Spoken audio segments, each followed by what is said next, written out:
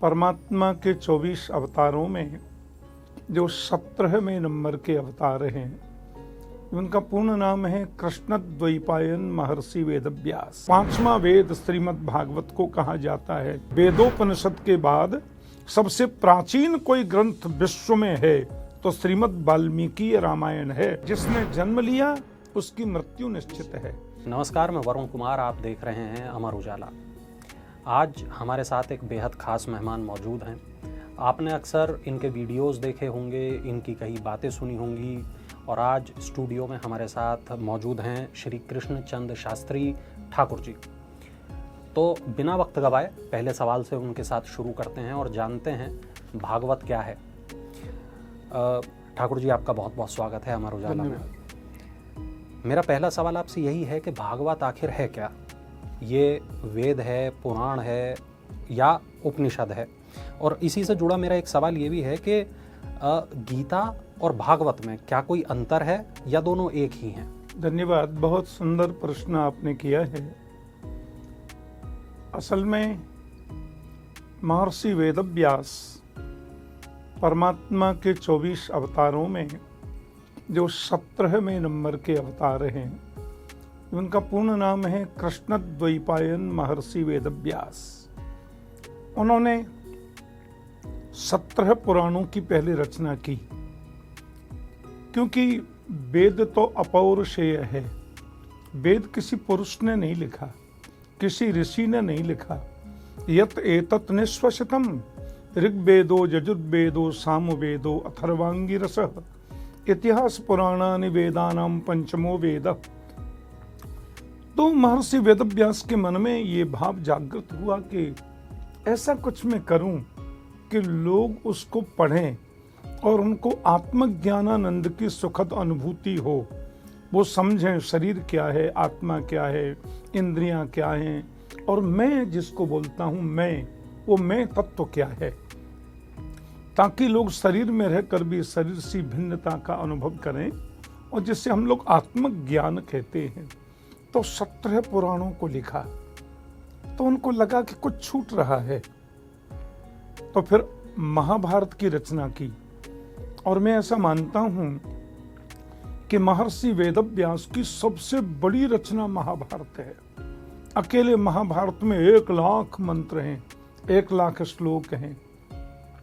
तो भी उनको लगा कि क्योंकि महाभारत के बारे में ऐसा लिखा है, यदि हास्ति तदन्यत्र यन्ने हास्ति न तत्क्वचित। जो चीज महाभारत में है वो सब जगह है और जो महाभारत में नहीं वो कहीं नहीं है, क्योंकि श्रीमद् भगवत गीता जैसा कोहिनूर रत्न महाभारत में ही तो है। तो व्यास जी को लगा कि कुछ छूट रहा है मुझसे। तो नारद जी ने आकर के उनको एक अच्छी बात बताई। नारम ज्ञानम ददाती इति नारद, जो ज्ञान देता है वो नारद। और फिर उनको भागवत लिखने की प्रेरणा दी। तो क्योंकि परमात्मा श्रीमन नारायण ने सबसे पहले ब्रह्मा जी को 4 श्लोकों में भागवत का उपदेश किया था, बोले आप तो व्यास हैं, व्यास का मतलब होता है विस्तार, तो आप उन्हीं 4 श्लोकों को विस्तार से उनकी व्याख्या करें। तो महर्षि वेदव्यास ने फिर भागवत की रचना की, जो 18,000 श्लोकों से युक्त है और व्यास जी की सबसे अंतिम कृति है, ऐसी मान्यता है। तो भागवत का मतलब होता है भगवता प्रोक्तम भागवतम, भगवान के मुख से जिसका पहले प्रवचन किया गया हो उसको भागवत कहते हैं। या भगवतः इदम भागवतम, जो भगवान का है उसको भागवत कहते हैं। जो भगवान का भक्त है वो भागवत है, जो भगवान का निवास है वो भागवत है और जो भगवान का उपदेश है वो भागवत है। दूसरी बात आपने पूछी कि भागवत वेद है कि पुराण है कि गीता है। असल में श्रीमद् भागवत को पंचम वेद कहते हैं। इतिहास पुराणानि वेदानां पंचमो वेदः, तो 5वां वेद श्रीमद् भागवत को कहा जाता है। और श्रीमद् भागवत के महात्म्य में लिखा है, वेदोपनिषदां सारा जाता भागवती कथा। वेद और उपनिषदों का जो सार है वो भागवत है। बल्कि मैं इसको और सरलता में कहूं तो वेद है वृक्ष, कल्प वृक्ष, और भागवत है उसका पका हुआ फल।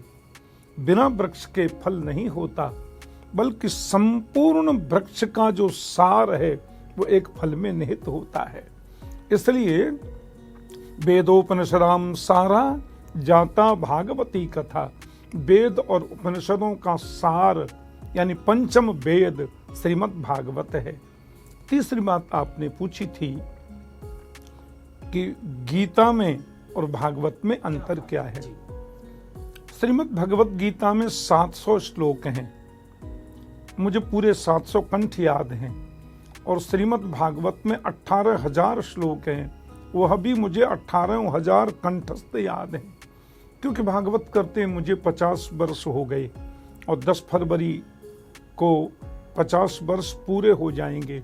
10 फरवरी 1975 से मैंने भागवत कथा कहना शुरू किया, तो तकरीबन 42 देशों में मैं अब तक कथाएं कर चुका, और 1559वीं कथा मेरी अभी कुल्लू जिला में आनी नाम के गांव में पूरी हुई। उसमें तो भागवत के भी मुझे प्रायः 18,000 श्लोक कंठ हैं, और भागवत से भी पहले मैंने गीता जी के 700 श्लोक याद किए, तब गुरुदेव ने मुझे भागवत कहने की अनुमति दी। तो दोनों के अंतर का जहां तक प्रश्न है, तो श्रीमद् भगवत गीता ये उपनिषद है। गीता जी का पूरा जो नाम है वो है गीतोपनिषद, गीतोपनिषद उसको बोलते हैं।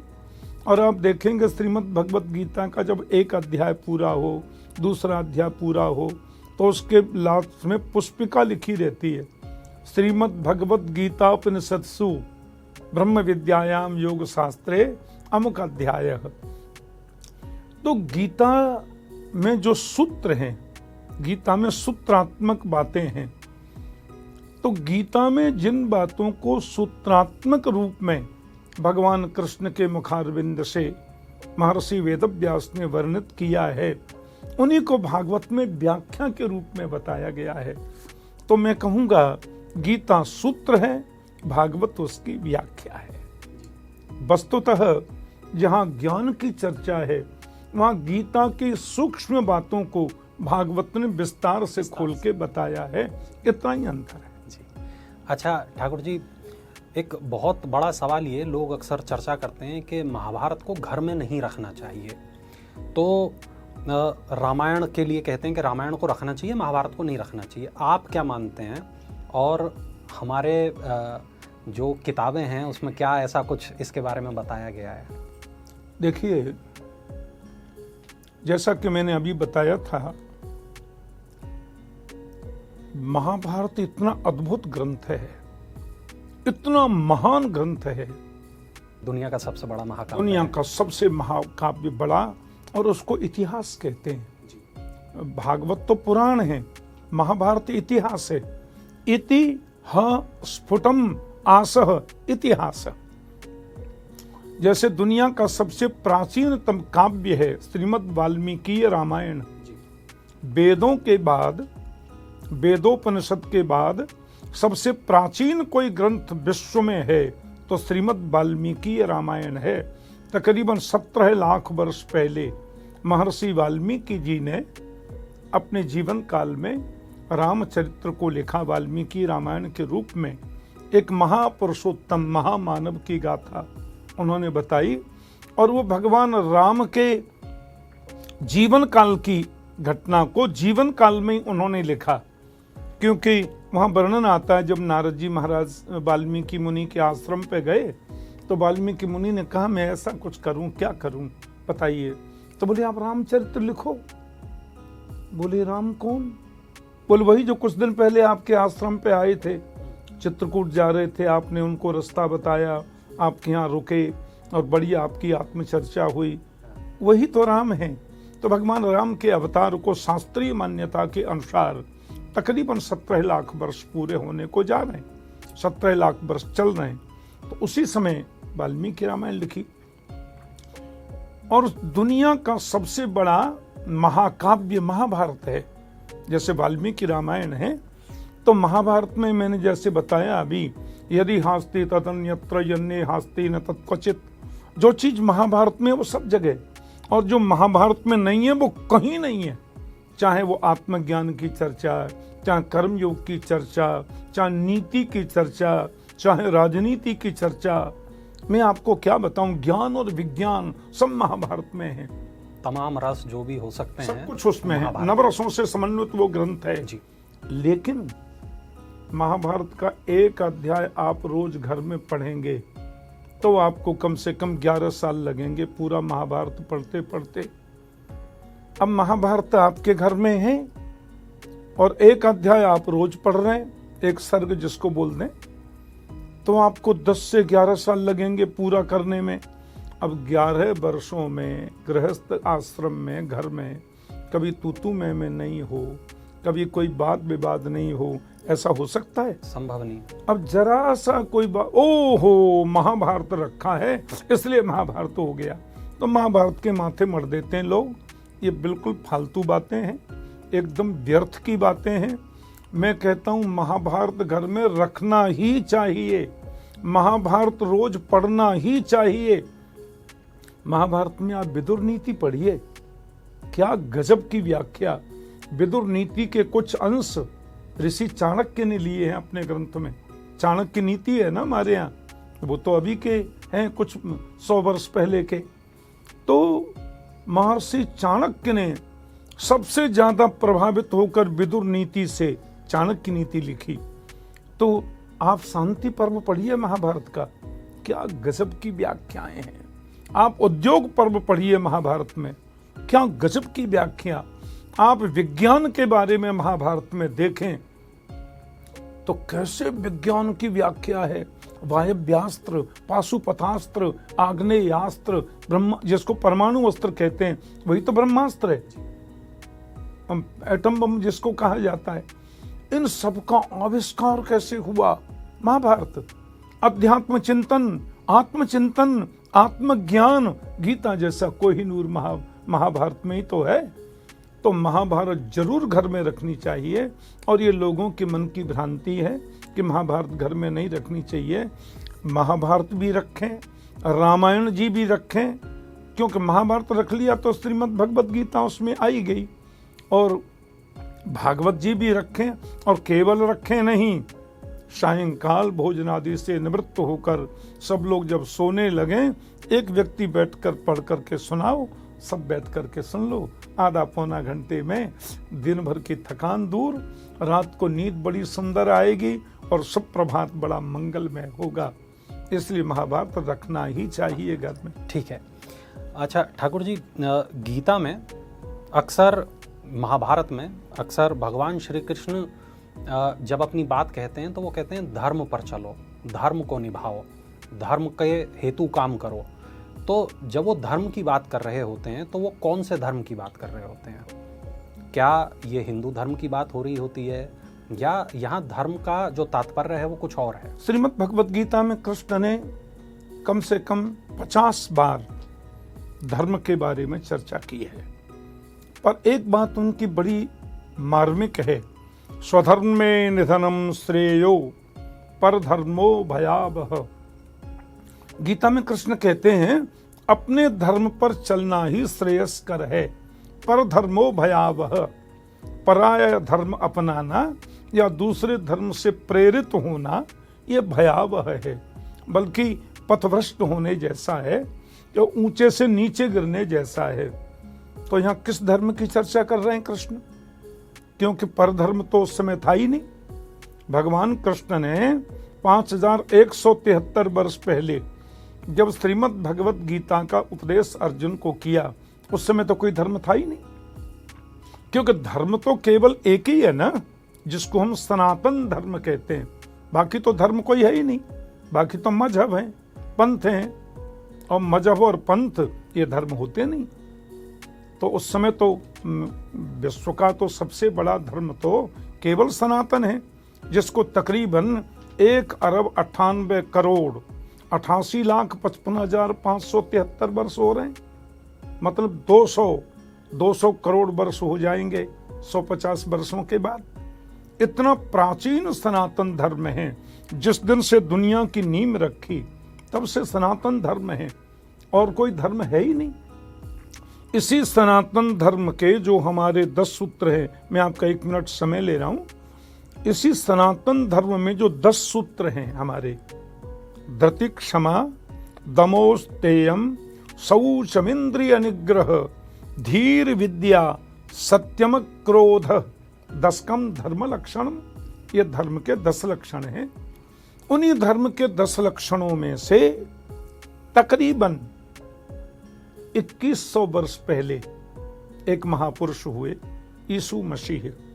उन्होंने हमारे एक सूत्र को पढ़ा, प्रभावित हुए। उस सूत्र का नाम है परोपकाराय सताम विभूतय, दूसरे का उपकार करो।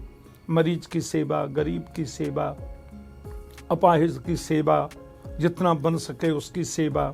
यह सूत्र हमारे सनातन धर्म का 7वें नंबर का सूत्र है। उसको उन्होंने लिया और एक नवीन धर्म आविष्कृत हो गया 2100 वर्ष पहले, जिसको हम ईसाई या क्रिश्चियन धर्म कहते हैं। हमारे धर्म का 9वां सूत्र एक और है, और वो है अपनी प्यारी से प्यारी चीज परमात्मा को समर्पित कर दो, या तो कुर्बान कर दो। उसी के बहिरंग भाव को लेकर के एक और महापुरुष हुए मोहम्मद साहब। उन्होंने 1400 वर्ष पहले एक और धर्म आविष्कृत हो गया, एक पंथ मजहब आविष्कृत हो गया। वस्तुतः धर्म तो और कोई है ही नहीं, धर्म तो सनातन है। और ये बुद्धिज्म है, जैन है, ये सब तो सनातन ही है। इसमें तो कोई अंतर ही, वो दूसरा धर्म ही नहीं है। सनातन धर्म के जो 4 खम्भे हैं, बौद्ध, जैन, आर्य समाज और सिख, हमारे सदगुरु नानक देव जी, ये सब सनातनी हैं। उसके बारे में मैं आपको आगे व्याख्या इसकी करूंगा। तो धर्म तो केवल सनातन है। तो भगवान जो कह रहे हैं स्वधर्मे निधनम श्रेयो पर धर्मो भयावह, यह स्वधर्म का तात्पर्य क्या है? अपनी आत्मा का धर्म। स्व माने मेरा, और मेरा जो आत्मा है उस आत्मा को जानने का धर्म। तुम कौन हो? एकांत में बैठ करके अपने आप से प्रश्न करो, को हम, मैं कौन हूं? मैं शरीर हूं, तो कम से कम इसको मरने तो नहीं देना चाहिए। ये तो मर जाता है, हम रोक पाते हैं क्या? मैं नाक हूं, तो नाक कभी कभी सूंघना बंद कर देती है, पावर खत्म। ये तो नहीं होना चाहिए, पर ये हो जाता है। मैं आंखें हूं, तो कई बार आदमी बैठे बैठे कहता मुझे दिख नहीं रहा है। अरे भाई क्या हुआ? बोले अभी तो दिख रहा था। बोले पता नहीं, और 1 मिनट में रोशनी खत्म। डॉक्टर के पास ले गए, डॉक्टर बोला क्या कोई लिक्विड होता है वो खत्म हो गया है और इसका कोई इलाज नहीं है, रोशनी खत्म। तो आंख तो मैं नहीं हूं। मैं कान हूं तो सुनना बंद हो जाता है। तो मैं प्राण हूं, तो प्राण तो मैं नहीं हूं। तो मैं कौन हूं? तो न तो मैं 5 ज्ञानेंद्रियां 5 कर्मेंद्रियां हूं, न मैं प्राण हूं, न मैं शरीर हूं, न मैं आंख हूं, न मैं कान हूं। तो फिर मैं कौन हूं? बोले मैं हूं दिव्य आत्मा। भगवान गीता में कहते हैं नैनम छिन्दन्ति शस्त्राणि नैनम दहति पावक न चैनम क्लेदयन्ति आपो न शोषयति मारुतः। आत्मा नित्य मुक्त शुद्ध चिन्मय शाश्वत अविनाशी है, और आत्मक रूप से मैं परमात्मा का प्रतिबिंब हूं, परमात्मा का अंश हूं। इस जानकारी का नाम धर्म है, और वही स्वधर्म है, वही श्रेष्ठतम धर्म है। जब व्यक्ति ये जाने कि हम उस परमात्मा के अंश हैं, तो जो कुछ भी दिख रहा है वो उसका अंश है। तो न कोई किसी की हत्या करेगा, न कोई किसी से बुरा बोलेगा। क्यों? एक नूर से सब जग उपजा, कौन भले को मंदे। सदगुरु नानक देव जी गुरु ग्रंथ साहब में कहते हैं एक से सब प्रकट होते हैं, और उसी में जाकर के सब मम तेजों से संभव, भगवान गीता में कहते हैं सब मेरे तेज से प्रकट हैं और मुझ में जाकर सब विलीन होते हैं। कौन छोटा, कौन बड़ा, कौन मूर्ख, कौन ज्ञानी, कौन अज्ञानी, कौन क्या, एक है सब। एक नूर से सब जग उपजा, एक नूर से सब प्रकट होते हैं, उसी में सब विलीन हो जाते हैं। इसकी जानकारी का नाम ही धर्म है, और वो केवल सनातन है। जी अच्छा ठाकुर जी, एक बहुत महत्वपूर्ण सवाल, गीता को लेकर कई तरीके की थ्योरीज हैं। आप गीता को क्या मानते हैं, एक मैनेजमेंट लेसन या एक आध्यात्मिक प्रवचन? क्योंकि बहुत सारे लोग ये मानते हैं कि गीता एक मैनेजमेंट की किताब है और वेद व्यास ने केवल गीता को लोगों के बीच पहुंचाने के लिए महाभारत की रचना की। आप क्या मानते हैं? देखिए, जैसा कि मैं पूर्व में बता रहा था कि महाभारत में वो है जो सब जगह है और महाभारत में जो नहीं है वो कहीं नहीं है। और महाभारत का रत्न है श्रीमद् भगवत गीता। गीता सुगीता कर्तव्या किमन्यै शास्त्र विस्तरैहि या स्वयं पद्मनाभस्य मुख पद्माद विनिस्तृतम। गीता को सुगीत बनाओ जीवन का। गीता सुगीता कर्तव्या किमन्यै शास्त्र विस्तरैहि। आप सब शास्त्र पढ़ते हैं, बड़ी खुशी की बात है, पर कदाचित ऐसा आप नहीं कर पाते तो गीता जरूर पढ़ो, उसके लिए टाइम निकालो। क्योंकि या स्वयं पद्मनाभस्य मुख पद्माद विनिस्तृतम, परमात्मा पद्मनाभ कृष्ण के मुख कमल से श्रीमद् भगवत गीता का प्रादुर्भाव हुआ है। इसलिए श्रीमद् भगवत गीता कौन सा ऐसा विषय है जो गीता में नहीं है? आप दुनिया का कोई भी प्रश्न करिए कि इस चीज का गीता में क्या समाधान है, मैं बताऊंगा। भक्ति, ज्ञान, कर्म, निष्काम कर्म, निर्मला भक्ति, अमला भक्ति।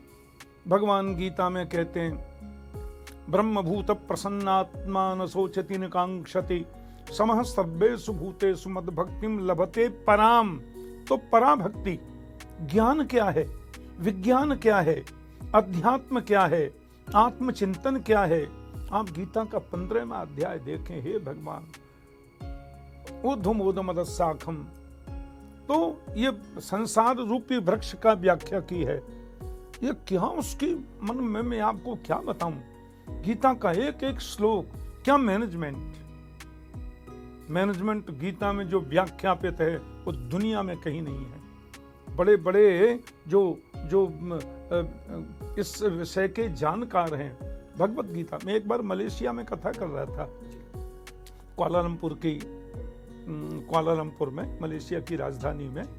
मुस्लिम बाहुल्य क्षेत्र है, पर वहाँ के मुस्लिम भी बड़े शिक्षित पढ़े लिखे होते हैं, ऐसा मैं मानता। तो एक विष्णु मंदिर के ऑडिटोरियम में कथा चल रही थी। अपने भारतीय उद्योगपति हैं, वहाँ प्लामोर का काम करते हैं।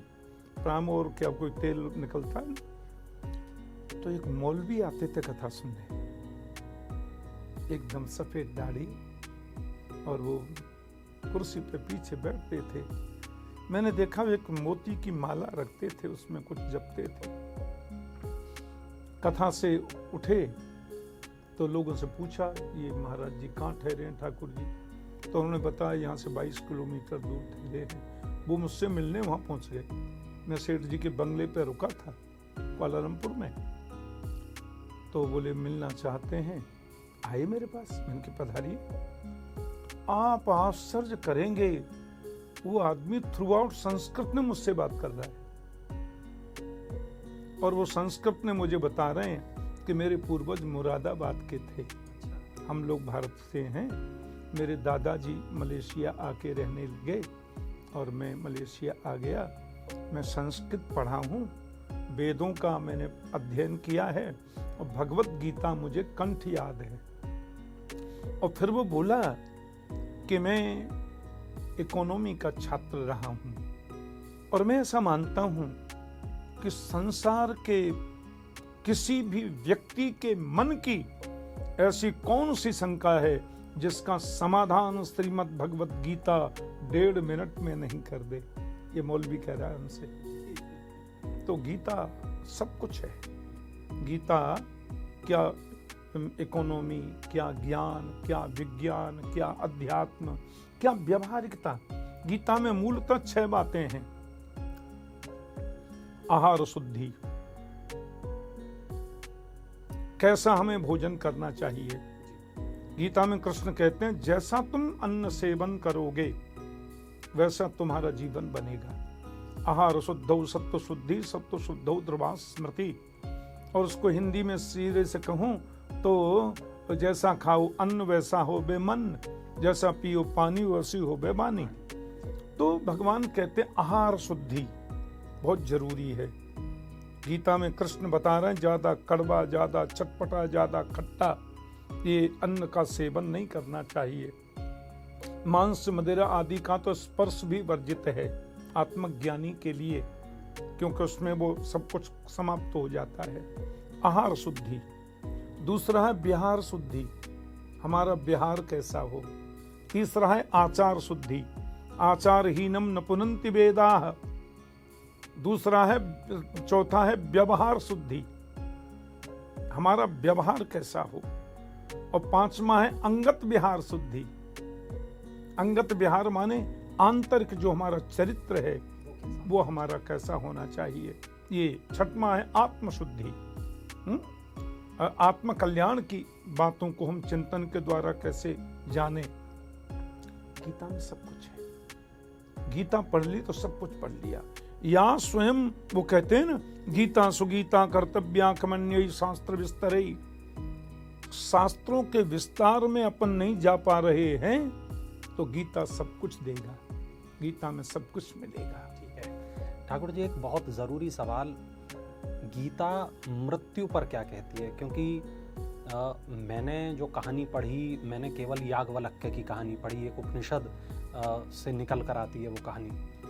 और बहुत सारे लोग ये मानते हैं कि मृत्यु पर, पुनर्जन्म पर, आत्मा को लेकर गीता में काफ़ी कुछ कहा गया है। मैं बहुत संक्षेप में आपसे जानना चाहूँगा, मृत्यु और पुनर्जन्म पर गीता क्या कहती है? देखिए, पहले मैं याज्ञवल्क्य मुनि के बारे में आपको बताऊं। ऋषि याज्ञवल्क्य उत्तम क्वालिटी के ज्ञानी थे और ऋषि याज्ञवल्क्य जी ने भरद्वाज मुनि को लक्ष्य करके राम कथा उनको अक्षय वट वृक्ष के नीचे प्रयागराज में सुनाई थी, जो अद्यावधि चल रही है, पूरी नहीं हुई है। याज्ञवल्क्य मुनि राजा जनक के गुरु थे। राजा जनक मतलब जानकी जी के पिता जनक नहीं, ये जनक एक उपाधि है, जनक नाम नहीं है। जानकी जी के पिताजी जनक का नाम था सीरध्वज, और याज्ञवल्क्य मुनि जिस जनक के गुरु थे वो जानकी जी के पिता से 10 पीढ़ी पहले हुए, उनका नाम था निमि।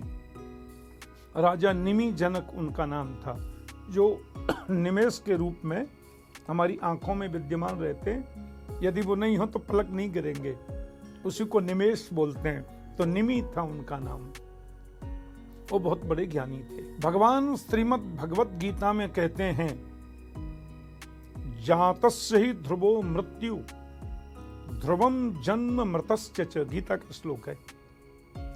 तस्माद परिहारार्थे नत्वम शोचितुमर्हसि। कृष्ण कह रहे हैं, अर्जुन, जिसका जन्म हुआ है, जातस्य ही ध्रुवो मृत्यु, ध्रुव माने निश्चित, जिसने जन्म लिया उसकी मृत्यु निश्चित है। और ध्रुवम जन्म मृतस्य च, मृतस्य जन्म ध्रुवम, जो मर गया उसका जन्म निश्चित होगा। इसलिए तुम इस बारे में सोचो मत। परंतु हमें भूख लगती है, ये मेरा विषय नहीं है। भूख लगना, प्यास लगना, ये प्राणों का विषय है। इच्छा, निद्रा, तंद्रा, क्लेश, भय आदि का होना, ये मन और बुद्धि का विषय है। जन्म लेना, शरीर की 5 अवस्थाएं भगवान गीता में बता रहे हैं। जायते, अस्ति, वर्धते, विपरिणमते, अपक्षीयते और विनश्यति। ये 5 शरीर की अवस्थाएं हैं। जन्म लेना, बड़ा होना, बदलना, जवान होना, बूढ़ा होना और मर जाना। आत्मा को न तो दुख होता है, मैंने कहा ना, सुख दुख ये मन और बुद्धि के, सुख दुख मान अपमान ये बुद्धि के और मन के विषय हैं। क्लेश आदि का होना उनका विषय है। भूख प्यास लगना ये प्राणों का विषय है। जन्म होना, मर जाना, बूढ़ा और जवान होना ये शरीर का विषय है। मैं तो ये कोई चीज नहीं हूं। न मैं मन हूं, न मैं बुद्धि हूं, न मैं प्राण हूं, न मैं इंद्रिय हूं। 5 ज्ञान इंद्रियां, 5 कर्म इंद्रियां, और शरीर तो मैं बिल्कुल नहीं हूं। तो मैं क्या हूं? बोले मैं आत्मा हूं। वो कौन सी आत्मा, उसके बारे में भगवान ने गीता में क्या गजब की व्याख्या की है। गीता में कृष्ण कहते हैं नैनम छन्दन्ति शस्त्राणि, शस्त्र आत्मा को काट नहीं सकते। नैनम दहति पावक, पावक माने अग्नि, उसको जला नहीं सकती। न चैनम क्लेदयन्त्यापो, आप कहते हैं पानी को, पानी उसको गीला नहीं कर सकता, डुबो नहीं सकता। और न शोषयति मारुत, मारुत माने हवा, हवा उसको सुखा नहीं सकती, उड़ा नहीं सकती, क्योंकि आत्मा नित्य शुद्ध मुक्त चिन्मय शाश्वत और अविनाशी है। तो जन्म जिसका हुआ उसकी मृत्यु होगी, और मृत्यु जिसकी हुई उसका जन्म होगा। ये किसके लिए? जिसको आत्मबोध नहीं है। और आत्मबोध जिसको हो गया फिर उसके लिए तो तुरंत तुरंत मोक्ष है। भगवान गीता में कह रहे हैं कर्मणेव हि संसिद्धि आस्थिता जनकादयः। भगवान कृष्ण ने गीता में किसी का उदाहरण नहीं दिया, लेकिन जब उनको उदाहरण देने के लिए किसी नाम को सुझाव आया मन में, तो राजा जनक का आया कि कहते हैं कर्मणेव हि संसिद्धि, जीव को सिद्धि कर्म से मिलती है। बुरा कर्म है तो बुरी सिद्धि, अच्छा कर्म है तो अच्छा फल। इसका प्रमाण कौन है?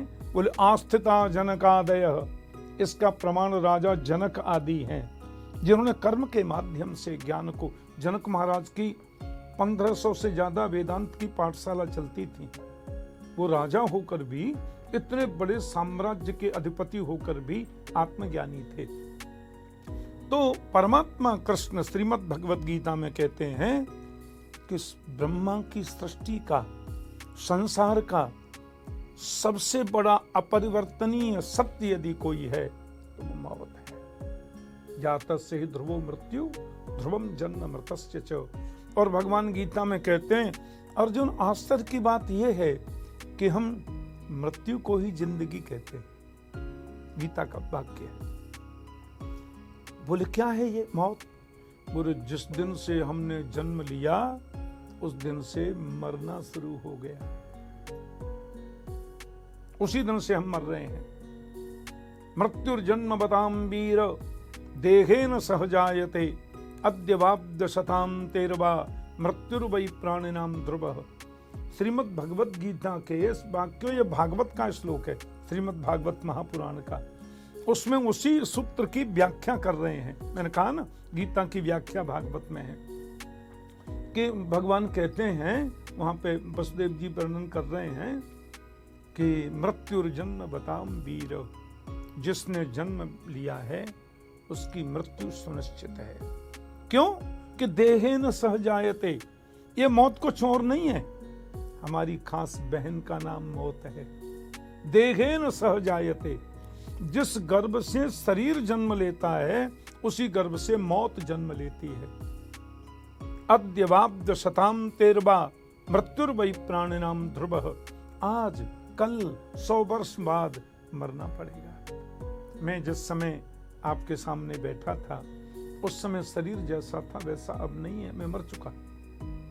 और जो चीज 1 वर्ष में बदलती है 1 महीने में बदलेगी, 1 महीने में बदलती है 1 घंटे में बदलेगी, 1 घंटे में जो बदलती है 1 मिनट में बदलेगी, 1 मिनट में जो बदलती है 1 सेकंड में बदलेगी, और जो चीज 1 सेकंड में बदलती है वो 1 सेकंड के 100वें भाग में भी बदलेगी।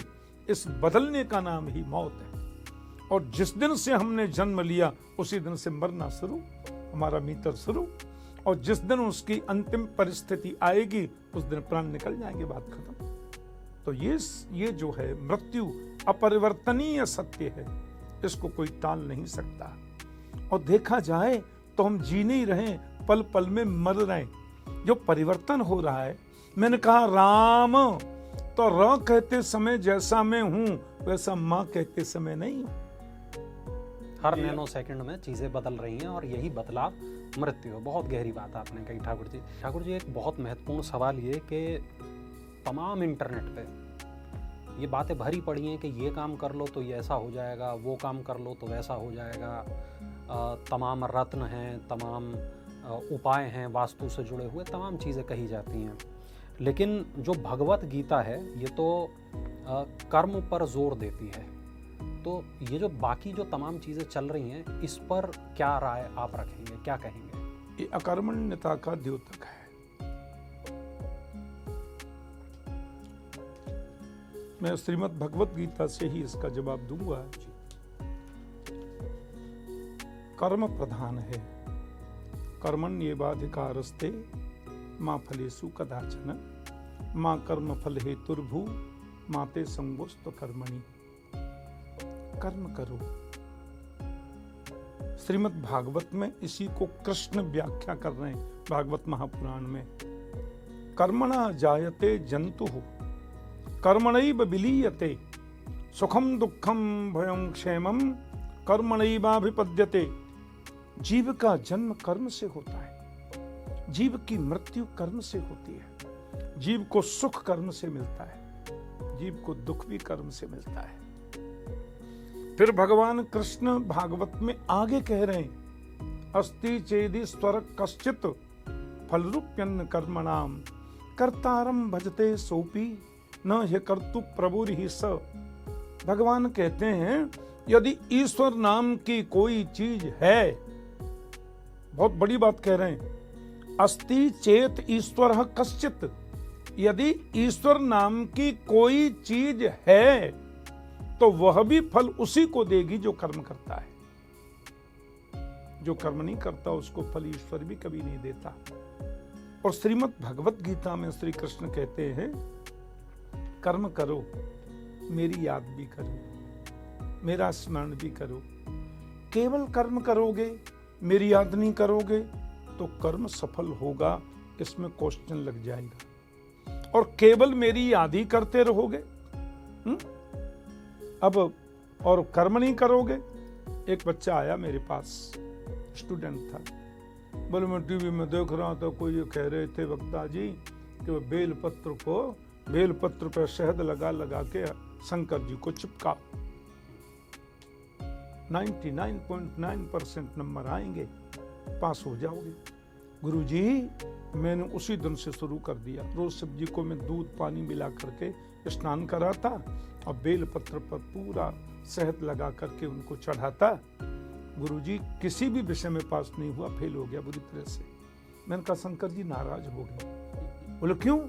मैंने कहा कर्म तो तूने किया नहीं, पढ़ाई तूने की नहीं, खाली बेल पत्र चिपकाता रहा। शिव जी तो नाराज हो गए ना कि मैंने तुम्हें बुद्धि दी, मैंने तुम्हें विचार दिए, मैंने तुम्हें शक्ति दी, मैंने तुम्हें सोचने की क्षमता दी, कंप्यूटर फिट किया तुम्हारे दिमाग में।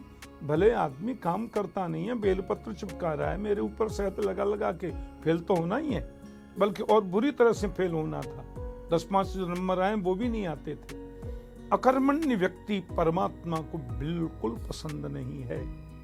कर्म करिए, निष्ठा से कर्म करिए और ये याद करिए कि वो 24 घंटे ऑनलाइन है, उसको सब दिखाई दे रहा है, वो समझता है कि इसने परिश्रम किया है, इसको फल देना चाहिए। तो गीता में कृष्ण कहते हैं तस्मात् सर्वेषु कालेषु माम अनुस्मर युध्य च। बहुत बड़ी बात है, गीता का बहुत बड़ा सूत्र है। सर्वेषु कालेषु माम अनुस्मर, लेकिन युध्य च, युद्ध मीन्स कर्म। सर्वेषु कालेषु मेरी याद करो और कर्म भी करो, युद्ध भी करो। केवल कर्म करोगे, याद नहीं करोगे, कर्म सफल नहीं होगा। और केवल याद ही करते रहोगे, दिन भर माला ही खींचते रहोगे हैं, और ये अगरबत्ती और ये धूप बत्ती और ये आरती और ये बेलपत्र यही करते रहोगे, कर्म नहीं करोगे तो भी कर्म सफल नहीं होगा। दोनों जरूरी है।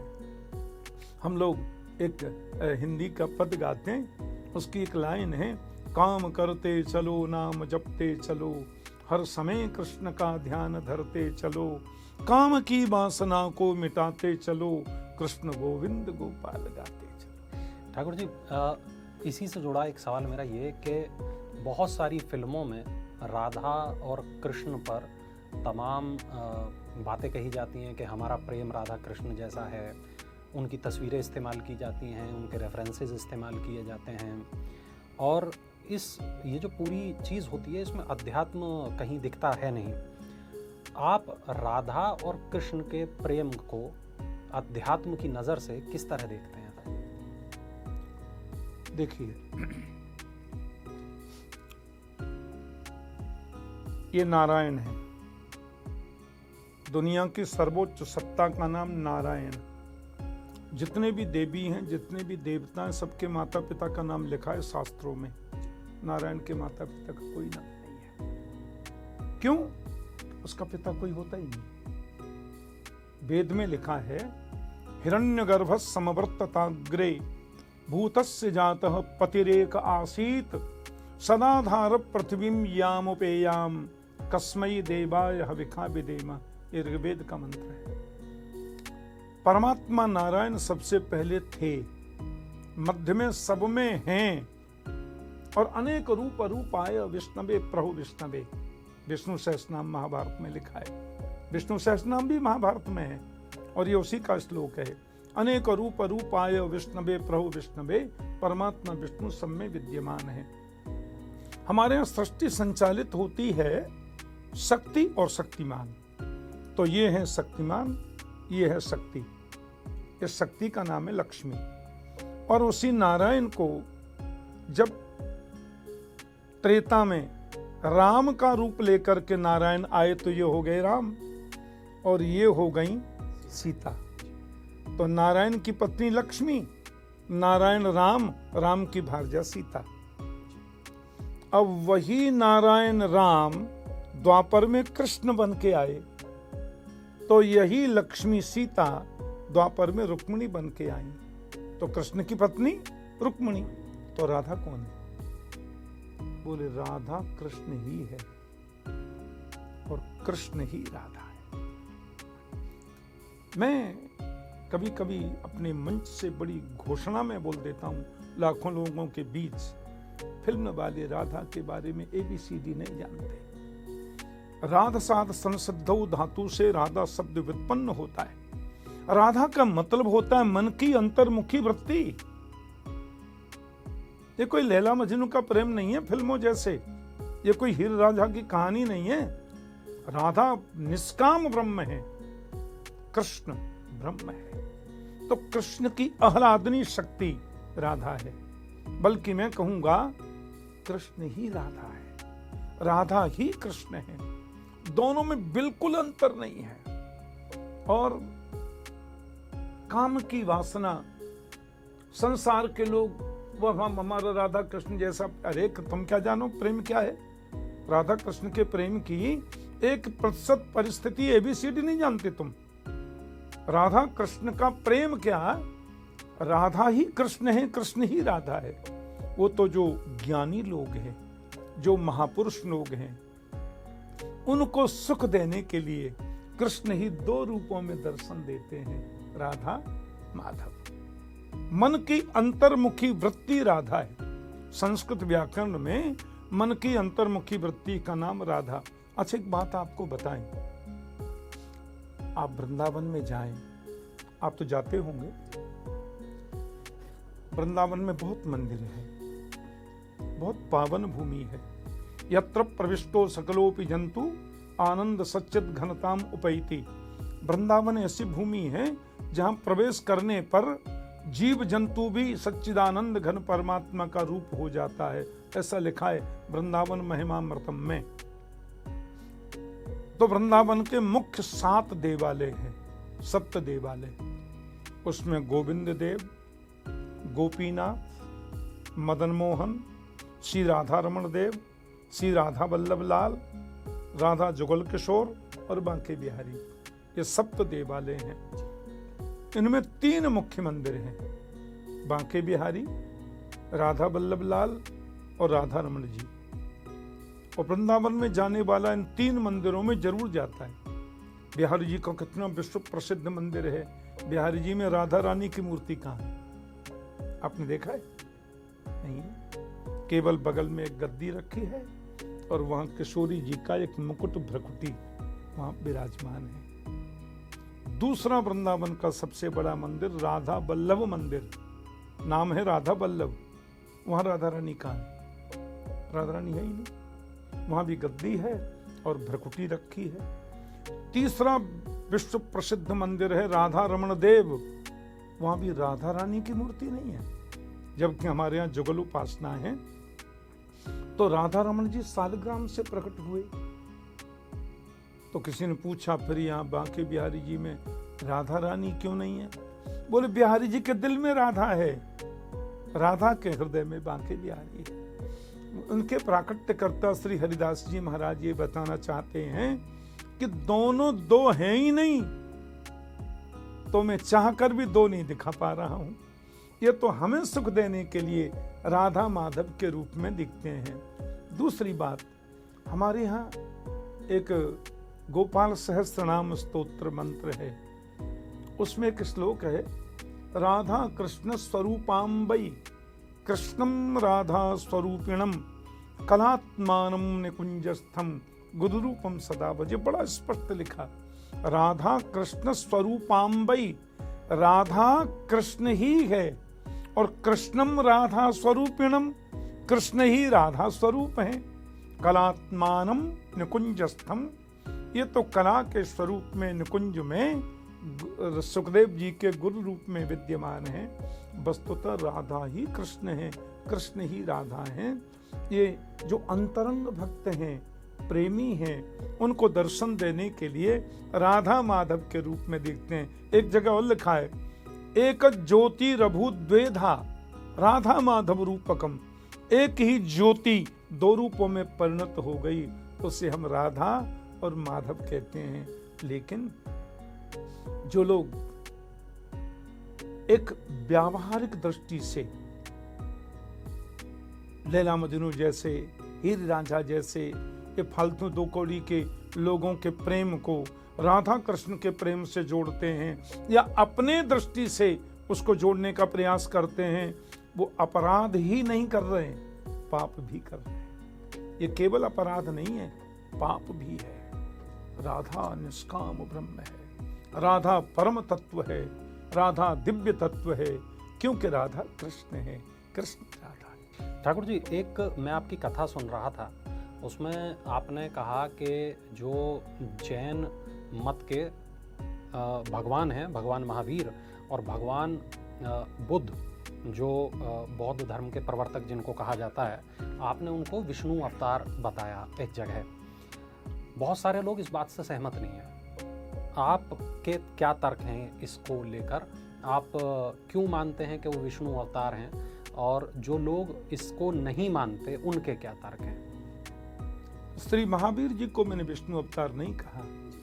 जैन संस्कृति के, मैं जैन धर्म शब्द का प्रयोग नहीं कर रहा हूं, क्योंकि धर्म तो वो सनातन ही है। जैन संस्कृति के जो प्रथम तीर्थंकर हैं, जैसे सनातन में 24 अवतार होते हैं, वैसे ही हमारे जैन संस्कृति में 24 तीर्थंकर होते हैं। और इनमें पहले जो तीर्थंकर हैं वो श्री ऋषभ देव हैं।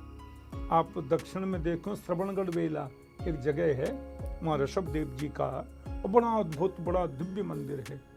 तो वो परमात्मा विष्णु के 8वें अवतार हैं। 24 अवतारों में 8वां अवतार ऋषभ देव जी का है। दूसरी बात, भगवान बुद्ध विष्णु के 23वें अवतार हैं, 23। एक और मैं आपसे बात कहूं, कथाएं मेरी टीवी चैनलों पे बहुत आती हैं जी, आस्था पे, संस्कार पे, आस्था भजन पे, सत्संग पे।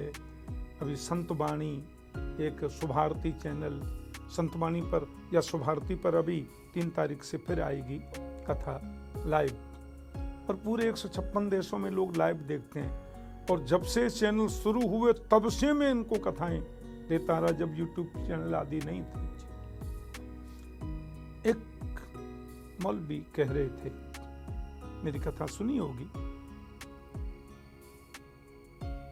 150 करोड़ मुस्लिम पूरी दुनिया में रहते हैं। मैंने कहा 350 करोड़ हिंदू पूरे संसार में रहते हैं। बोले कैसे? हमने कहा तुम 150 करोड़ कैसे बताओ?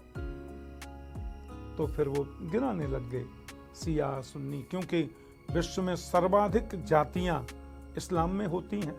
132 जाति मेरे पास लिखी हुई हैं, 132 जातियां और सबसे कम जातियां हिंदू समाज में होती हैं सनातन में। पर सनातन धर्म जो है ना, उसके 4 खंबे हैं, मजबूत खंबे।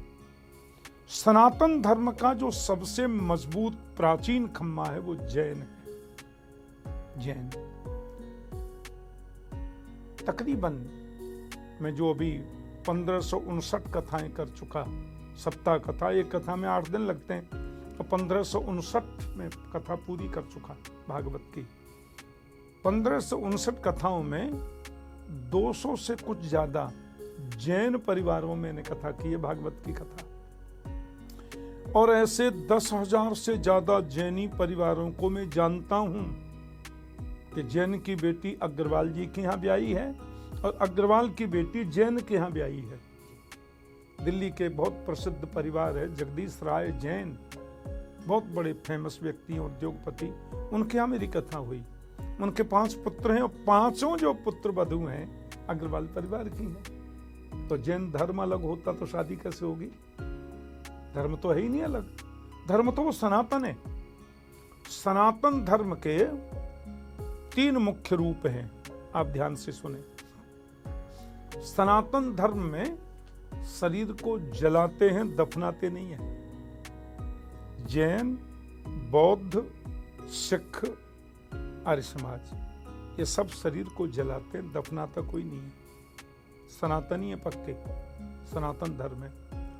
हमारे सनातन धर्म का दूसरा लक्षण है, हमारे यहाँ मूर्ति पूजा भी है और निर्गुण की पूजा भी है। हमारे जैन भाई मूर्ति पूजक भी हैं। जो दिगंबर जैन होते हैं वो मंदिर मार्गी हैं, उनके यहाँ मूर्ति पूजा होती है। और जो पट्टी यहाँ ऐसे बांधते हैं श्वेतांबर, वो निर्गुण के उपासक है तो एक ही ना। तो मूर्ति पूजा भी है, निर्गुण पूजा भी है। हमारे सनातन धर्म में मूर्ति पूजा भी है और निर्गुण पूजा भी है। तो हो गए नहीं एक। ऐसे ही बौद्ध, जो हमारा बौद्धिज्म है, वहां पर भी शरीर को जलाते हैं, दफनाते नहीं है। बौद्ध लोग शरीर को गाड़ते नहीं, जमीन में जलाते हैं। और वहां भी मूर्ति पूजा है, निर्गुण की पूजा भी है। अपने सनातन में मूर्ति पूजा भी है, निर्गुण पूजा भी है। तीसरी, हमारे सिख भाई सदगुरु नानक देव जी महाराज। सिख संस्कृति तो है ही सनातन की रक्षा के लिए। गुरु ग्रंथ साहब में 9,000 बार से ज्यादा राम नाम की व्याख्या है, 7,000 के आसपास कृष्ण नाम की व्याख्या है। भागवत की 70% कथाएं गुरु ग्रंथ साहब में लिखी हैं। वहां निर्गुण की पूजा है। जप जी साहब, नाम जप, नाम जप, नाम जप, निर्गुण उपासना। वहां भी सरदार भाइयों में भी शरीर को जलाते हैं, दफनाते नहीं है, आपने देखा होगा। निर्गुण की उपासना है। और आर्य समाज ये तो कट्टर सनातनी है, वो तो रोज हवन करते हैं, वेद का पाठ करते हैं। हमारा जो सर्वोच्च ग्रंथ है वेद, वो तो है ही पक्के सब निर्गुण की उपासना, कोई प्रॉब्लम नहीं है। मैंने कहा इस दृष्टि से देखा जाए तो 350 करोड़ हिंदू पूरी दुनिया में है। जितने बुद्धिस्ट देश हैं सब हिंदू हैं, चाहे वो जापान है, चाहे श्रीलंका है, उत्तर कोरिया, साउथ कोरिया, चाहे थाईलैंड के कुछ अंश और ये पूरा तिब्बत, सब हिंदू हैं। जैन भाई तो अपने भारत में बहुत संख्या में, बहुत तादाद में हैं, सब हिंदू हैं। तो इस दृष्टि से देखें 350 करोड़ हिंदू पूरी दुनिया में हैं और सबसे ज्यादा संख्या है ये ईसाइयों से भी, इस्लाम से भी ज्यादा। ठाकुर जी, एक सवाल आपसे ये कि आजकल बहुत सारे युवा कथावाचक हैं और इंटरनेट पर काफ़ी प्रसिद्ध भी हैं। आपको क्या लगता है, आप तो मतलब 50 साल से ज़्यादा आपको वक्त हो गया कथा करते हुए, तो पहले की जो परिस्थिति थी, अब की जो परिस्थिति है, अगर आप दोनों की तुलना करें तो क्या फ़र्क पाते हैं? देखिए, हम लोगों ने भागवत पढ़ी, मैं आपको बता नहीं सकता। भागवत भास्कर की, हाँ जी, आपके पास मैंने जब भागवत पढ़ी, मेरे गुरुदेव मुझे 2:30 बजे जगा देते। व्याकरण पढ़ो, वेदांत पढ़ो, उपनिषद पढ़ो, फिर भागवत पढ़ो। 8-8 घंटे हम पढ़ते थे। संस्कृत के श्लोकों को याद करना, अन्वय पदच्छेद करना। और तकरीबन 20 वर्ष पहले तक कथाओं में संगीत नहीं था, हम लोग गाते नहीं थे, और गाते हैं तो केवल श्लोक गाया, उसके बाद उसकी व्याख्या कर दी, और कथा होती सवेरे 9 से 12, फिर 3 से 6। अब क्या हो गया, वो संगीत माध्यम हो गया। और मैंने कई जगह देखा है कि अब ज़्यादातर देखा कि अन्य विषय पढ़ने में थोड़ा कमज़ोर है, थोड़ा भजन भजन उसको गीत वीत रटा दिए और बोले बेटा अब तुम कथा ही कर लो।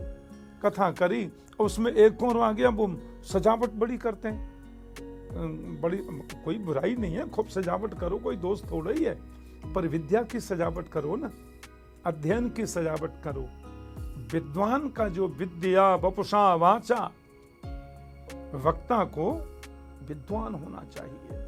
श्रीमद् भागवत की कथा कर रहे हो, तुम्हें गीता का पूरा बोध होना चाहिए, तुम्हें उपनिषदों का बोध होना चाहिए, तुम्हें वेद, क्योंकि वेद की ही व्याख्या तो इन सब में है, वेद का ज्ञान होना चाहिए।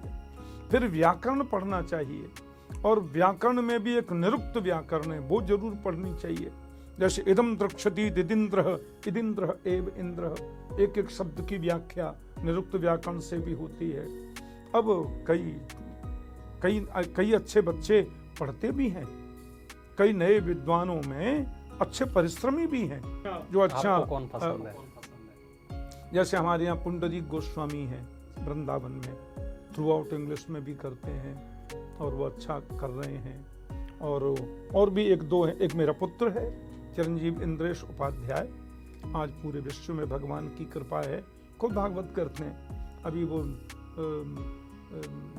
कनाडा होके आए, ऑस्ट्रेलिया में कई जगह, थ्रू आउट इंग्लिश में भी करते हैं। और संस्कृत को उनको मैं पढ़ाता हूँ, और भी कई विद्वान जो व्याकरण और संस्कृत पढ़ाते हैं, आज भी वो 3 घंटे पढ़ते हैं रोज, उनका नियम है।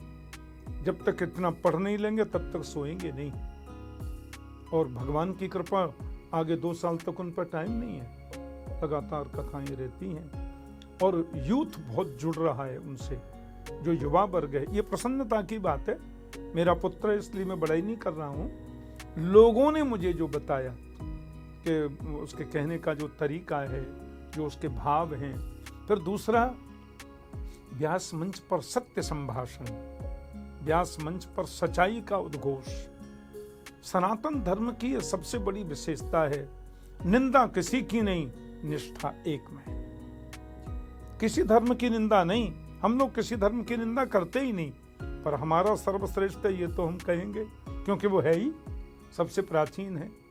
और कई बच्चे नहीं पढ़ते ज्यादा, वो काजरबंदी में लगे रहते हैं, अच्छा मधुर कंठ से भजन गा दिया, 2-3 घंटे पूरा कर दिया, हो गया। ये गलत है। ये खूब गाएं भजन, संतों की वाणी गाएं, संतों का उपदेश गाएं, संतों के ग्रंथों का उद्धरण दे दे करके कहें, कोई दोष नहीं है। पर मूल जो संस्कृत है व्याकरण, वो पढ़नी चाहिए। जिस ग्रंथ की हम कथा कर रहे हैं उसके अंदर डीपली जाकर के उसको पढ़ो, उसकी गहराई क्या है, लोगों को पता तो चले। नहीं लोग समझेंगे यही भागवत है क्या जो ये बता रहे हैं, तो उससे तो एक गलत संदेश भी जाने का खतरा है। अच्छा ठाकुर जी, अक्सर ऐसी खबरें आती हैं वृंदावन से, आपका तो पूरा जीवन बीता है। विदेशी लोग अक्सर जब वहाँ घूमने आते हैं तब उनके साथ या तो लूटपाट, छेड़छाड़, अक्सर इस तरीके की खबरें आती हैं। ऐसी जो तमाम घटनाएं हैं, इन पर क्या सोचते हैं आप? किस तरह का एक्शन ऐसे लोगों के खिलाफ लिया जाना चाहिए? ऐसी घटना बहुत, कोई लाख में 1 आध हो गई हो तो मालूम नहीं, लेकिन ऐसा नहीं है। वृंदावन में 10,000 अंग्रेज रहते हैं। वृंदावन में हजारों की संख्या में यूरोपियन, अमेरिकन और रशियन, ऑस्ट्रेलियन बहुत अंग्रेज रहते हैं। और आप आश्चर्य करेंगे, आहा मैं क्या बताऊं आपसे, कितने अंग्रेज तो ऐसे हैं जिनको भगवत गीता के अधिकांश श्लोक याद हैं। उनको 15 वर्ष का बच्चा आपको संस्कृत में गीता सुनाएगा, माथे पर तिलक, गले में तुलसी कंठी। और कितने अंग्रेजों को मैं जानता हूं जो संत बन गए, चाय नहीं पीते, पहले क्या नहीं खाया, क्या नहीं पिया, सब कुछ तो किया, लेकिन अब वृंदावन में इतनी उनकी रुचि हो गई कि वो एकदम प्योर वेजिटेरियन। और जब वो ओहो हाथ में मृदंग लेकर के उन्मत्त होकर के गाते हैं, हरे कृष्ण कृष्ण कृष्ण हरे हरे, हरे राम राम राम हरे हरे, भी आपसे क्या बताऊं, आंखों में आंसू आ जाते हैं उनको देख करके। तो भारतीय प्राचीन हमारी संस्कृति का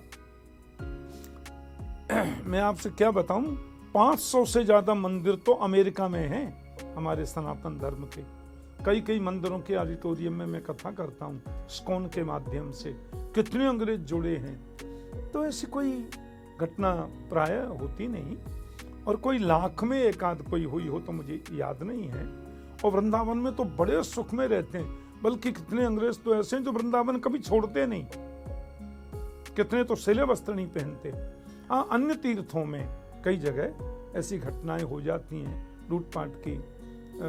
कहीं पर अंग्रेज तो हो गए पर उन्होंने वैष्णवता स्वीकार नहीं की, वो हिंदुत्व में अभी तक नहीं आए, ऐसे घूमने आ गए, सुल्फा पी रहे हैं, कुछ कर रहे हैं, वो कर रहे हैं। ऐसे लोगों के साथ में कुछ घटनाएं अराजक तत्व करते हैं, और ये बिल्कुल नहीं होनी चाहिए। उनके साथ में सख्त से सख्त दंडात्मक कार्रवाई होनी चाहिए। क्यों कि ऐसे लोग जो वहाँ नहीं रह रहे हैं और आए हैं, उनके संग ये घटना होगी तो विदेश में अपने देश का नाम बदनाम होता है, और ये बिल्कुल नहीं होना चाहिए। ठाकुर जी, एक बात ये जो अक्सर इन दिनों काफ़ी चर्चा में है, लोग उस पर जानना चाहते हैं, इंटरनेट पर बड़ा फेमस है, अश्वत्थामा को लोग बहुत सर्च कर रहे हैं इन दिनों इंटरनेट पर। ऐसा माना जाता है कि भगवान श्री कृष्ण के श्राप की वजह से अश्वत्थामा निस्तेज हो गए, उनको अपनी मणि छोड़नी पड़ी। सवाल ये कि भगवान ने उन्हें मृत्यु क्यों नहीं दे दी, अमरता क्यों दी? बहुत गहरा राज है। अश्वत्थामा द्रोणाचार्य का इकलौता बेटा है। महाभारत का एक बड़ा अद्भुत पात्र है अश्वत्थामा, हाँ जी, महान योद्धा। और आश्चर्य की बात यह है कि इनके पिताजी ने इसको कभी सिखाया नहीं। कौरव और पांडवों के जो शिक्षा गुरु हैं, जितने अस्त्र हैं, वायव्यास्त्र, पाशुपतास्त्र, आग्नेयास्त्र, ब्रह्मास्त्र, और जितने अस्त्र, अश्वत्थामा को कोई नहीं सिखाया पिताजी ने। और ये पांडवों को सीखते देख देख करके सीख गया। बड़ा भारी ज्ञानी भी है ये। इनके पिताजी के साथ में थोड़ा अन्याय हुआ। राजा द्रुपद के संग उनकी मैत्री थी, द्रौपदी के पिताजी के संग, और किन्हीं कारणों से फिर वो अपमानित हुए। तो द्रुपद का भी काफी उन्होंने वो सब किया, और इसलिए द्रौपदी के भाई धृष्टद्युम्न ने द्रोणाचार्य का कत्ल कर दिया, मार दिया उनको युद्ध में। और महाभारत जो है वो ऐसी खुली किताब है जो बताती है कि गलत रास्ते का अनुमोदन करने वाला गुरु हो चाहे गुरु का बाप हो, उसको भी दंड मिलेगा। इसका प्रमाण द्रोणाचार्य है, इसका प्रमाण भीष्म पितामह भी है। भीष्म पितामह परमात्मा की जो सृष्टि है उसमें जो 12 रत्न हैं उसमें एक भीष्म पितामह है। तो अश्वत्थामा जो है वो सप्त चिरंजीवियों में उसका पहला नाम है। अश्वत्थामा बलिर्व्यासो हनुमांश्च विभीषण कृपः परशुरामश्च सप्तैते चिरजीविना। 7 चिरंजीवी हैं, उनमें एक नाम अश्वत्थामा का सबसे पहले आता है। तो उसको मार तो सकते नहीं, क्योंकि 7 चिरंजीवियों में एक है, उसको मृत्युदंड नहीं दे सकते। लेकिन महाभारत का सिद्धांत कहता है गलत करने वाला और गलत का अनुमोदन करने वाला कोई भी हो दंडित तो होगा। अश्वत्थामा द्रोणाचार्य जैसे महापुरुष का पुत्र होकर दिग्भ्रमित हो गया। वो दुर्योधन के बाग जाल में फंस गया और गलत रास्ते का अनुसरण किया। महारानी द्रौपदी के 5 पुत्र जो बड़े वीर थे, गीता में लिखा है ना, द्रुपदो द्रौपदेयाश्च सर्व एव महारथाः। द्रौपदी के 5 बच्चे थे। जब अश्वत्थामा, मैं 2 मिनट ले रहा हूं आपका, दुर्योधन की जंघा टूट गई, भीमसेन ने तोड़ दी और वो मृत्यु के पल गिन रहा था। अश्वत्थामा आया, बोले मित्र तुम्हारी ये दुर्गति किसने की? किसने किया ऐसा? बोले पांडवों ने किया है। भीमसेन ने मेरी जंघा तोड़ दी, बोला कि मुझे भी इनसे बदला लेना है। मेरे पिता का कत्ल किया द्रौपदी के भाई ने, पांडवों के गुरु थे वो, शिक्षा गुरु, और उसको ऐसे मार दिया। मैं तो इनको दंड दूंगा। दुर्योधन बोले तो कुछ काम ऐसा कर कि 500 पांडव खत्म हो जाए, मैं चैन से मरूंगा। तो ये गया मारने। अंधियारी रात्रि, पौष का महीना, सांय सांय करके हवा चल रही, भगवान गेट पर खड़े हैं, पांडवों की रक्षा में कृष्ण। अर्जुन ने कहा क्यों, आप क्यों खड़े हैं यहाँ? सांय सांय हवा चल रही है, कुरुक्षेत्र का मैदान है। कृष्ण बोले यहाँ से चलो। और 500 पांडवों को उठा के भगवान दूसरी जगह ले गए। द्रौपदी के 5 बच्चे वहीं सोते रह गए। अश्वत्थामा रात्रि में आया और द्रौपदी के 5 बच्चों को पांडव समझकर 5 का कत्ल कर दिया। और दुर्योधन के पास में गया, रात के 2:30 बजे होंगे। दुर्योधन बोले क्या बोले, मार दिया है? क्या है 5 खत्म? दुर्योधन बोला तू तो ऐसे बोल रहा है, गाजर मूली काट के आया है क्या? पांडवों को मारना इतना सहज है? मुझे मालूम था तू मानेगा नहीं। 5 का सिर थैले में रख के लाया हूं। और उसने थैले से 5 का सिर दिखाया प्रकाश में। अरे पागल, ये तो द्रौपदी के बेटे हैं। ये क्या किया तुमने? हमारा तो कोई बच्चा बचा ही नहीं। पांडव हमारे भाई तो है, हमारे खास चाचा के बेटे हैं, और उनके ये 5 बच्चे रहते तो हमारा वंश तो आगे चलता। पांडव भी आखिर हैं तो कौरव ही। ये कुरुवंशोद्भवा कौरवा, जो कुरुवंश में उत्पन्न हुआ वो कौरव होता है, तो पांडव भी तो कौरव है। और पांडवों को पांडव इसलिए कहा जाता है कि वो पांडु के पुत्र हैं, वस्तुतः तो वो भी कौरव है, भाई हैं हमारे। दुर्योधन गिर पड़ा, प्राण निकल गए। द्रौपदी बहुत रोई, क्या किया, मेरे बच्चे मार दिए। बड़ी रो रही है द्रौपदी। अर्जुन ने गांडीव उठा लिया, अश्वत्थामा को मारने दौड़े तो इसने ब्रह्मास्त्र चला दिया, दुनिया का सबसे बड़ा परमाणु अस्त्र। और उसकी विशेषता है कि जिस पर चलाया जाए उसी को दिखाई देगा। उस टेक्नोलॉजी में भारत का विज्ञान अभी नहीं पहुंचा है। भगवान ने कहा अरे, अर्जुन बोले ये क्या किया? तो कृष्ण बोले विष की औषधि विष है। ज्यादा तो बता नहीं सकते थे रणांगण में। तो उसने अपना ब्रह्मास्त्र चलाया, दोनों टकरा के शांत होके गिर पड़े। फिर पकड़ के लाए और द्रौपदी से कहा ये तुम्हारे बच्चों को मारने वाला है, मृत्युदंड दूंगा इसे। कैसे मारूं तुम बताओ? तो द्रौपदी ने बोली छोड़ दो, मेरे बच्चे तो इसको मारने के बाद भी जिंदे तो नहीं हो सकते, पर आपके ऊपर तो इसके गुरुजी का बहुत बड़ा ऋण है। उन्होंने ही तो सिखाया आप सबको, इसके पिता भी थे वो। मत मारो। एक माँ ही दूसरी माँ की वेदना को समझ सकती है। आज मैं रो रही हूँ, मेरे बच्चे मारे गए। ये तो अपनी माँ का इकलौता बेटा है। इसकी माँ तो जो कृपी है, कृपाचार्य की बहन, द्रोणाचार्य की पत्नी, वो तो रोएंगी। फिर बोले क्या करें, कैसे करें? कृष्ण से पूछा तुम बताओ। कृष्ण बोले ब्रह्म बंधुर्न हंतव्य। ये पॉइंट ध्यान देने का है। ब्राह्मण कैसा भी क्यों न हो, उसको मारना नहीं चाहिए। और बालकों की हत्या करने वाला कोई भी क्यों न हो, उसको छोड़ना नहीं चाहिए। ये ब्राह्मण है, मत मारो।